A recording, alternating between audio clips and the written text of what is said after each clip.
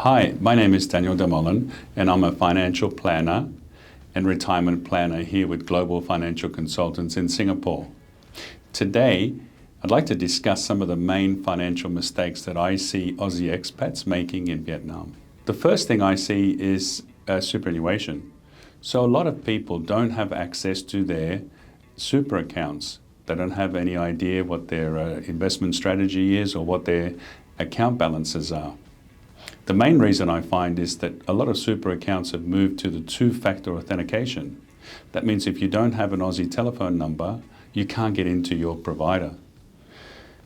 Many expats also have their superannuation accounts with older providers that are probably less efficient and probably charge a little bit more for fees and service fees accordingly.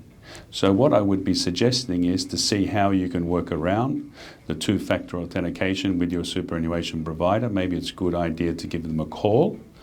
And number two is have a look for providers if you want to roll over that can provide more modern index funds or funds that are of lower cost and better benefit for you. Number two is Australia's become a higher tax location compared to the time when you left.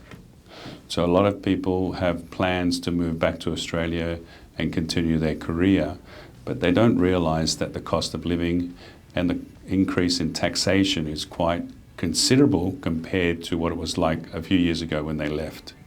So please ensure that if you're going home, you have taken into consideration higher taxes. That means indirect tax and also a tax on your salary in your cash flow plans. The next point is taxation on investments and retirement lump sums.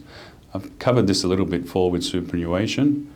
The risk now is that going forward, other areas that we invest in locally in Australia can be at higher tax when you go home. So you need to consider before you leave, if you're going to retire back into Australia, where are you going to keep that retirement lump sum? If you're not going to put a lot more into superannuation, there are other vehicles that can be used very tax efficient as or better than superannuation. Please reach out and give us a call. Next point is number four is foreign currency holdings.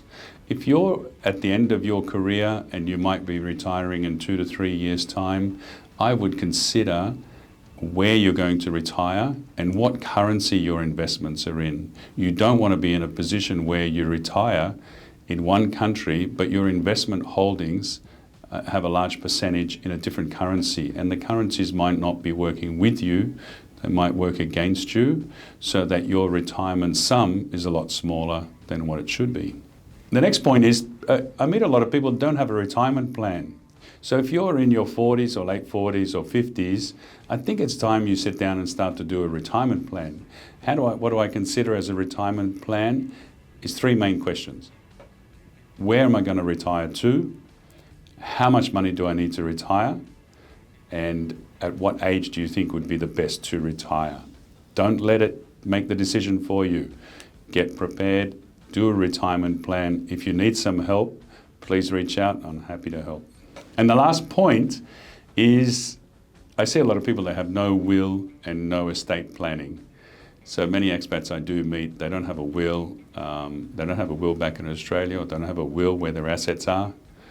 They don't have a power of attorney, so they've got nobody that can take over your financial affairs in case you're predisposed for a while. And they don't have any estate planning. Many of us today will pass away with assets. So if you want to make sure that those assets go to the right place, then it's better to start with a will. Have a look at estate planning, and power of attorney is very important. Okay, thanks very much. Until next week, see you then.